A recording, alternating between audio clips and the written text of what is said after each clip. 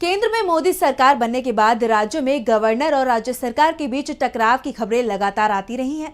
ये टकराव उन्हीं राज्यों में दिखाई दे रहा है जहां सरकार गैर एनडीए दलों की है, चाहे पश्चिम बंगाल हो या फिर केरल, पंजाब हो या कर्नाटक या फिर तमिलनाडु।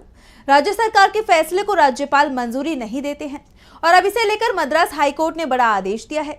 तो क्या है हाईकोर्ट का फैसला, देखिए इस रिपोर्ट में। मद्रास हाईकोर्ट ने राज्यपाल को सख्त आदेश दिया है। कोर्ट ने कहा है कि राज्यपाल को कैबिनेट का आदेश ठुकराने का कोई नैतिक अधिकार नहीं है। वो राज्य कैबिनेट के फैसलों को मानने के लिए बाध्य है। वो कैबिनेट के फैसले बदल नहीं सकते। Justice SM. सुब्रमण्यम और जस्टिस शिवा ग्रामम की बेंच ने कहा कि गवर्नर आर.एन. रवि कैबिनेट के फैसले पर रोक नहीं लगा सकते।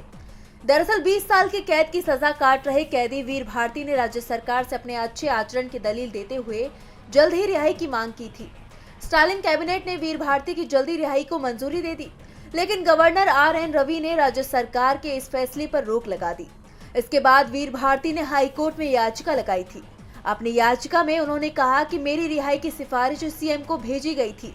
कैबिनेट की मंजूरी के बाद मामले को राज्यपाल के पास भेजा गया था, लेकिन उन्होंने रिहाई से इनकार कर दिया, जिस पर सुनवाई करते हुए हाई कोर्ट ने सख्त टिप्पणी करते हुए कहा कि गवर्नर आर.एन. रवि का इस मामले में कोई व्यक्तिगत नैतिक अधिकार नहीं होना चाहिए। वैसे तमिलनाडु के गवर्नर और राज्य सरकार के बीच टकराव नया नहीं है।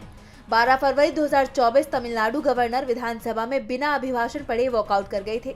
9 जनवरी 2023 को उन्होंने सरकार के भाषण के कई अंश पढ़ने से इनकार कर दिया था।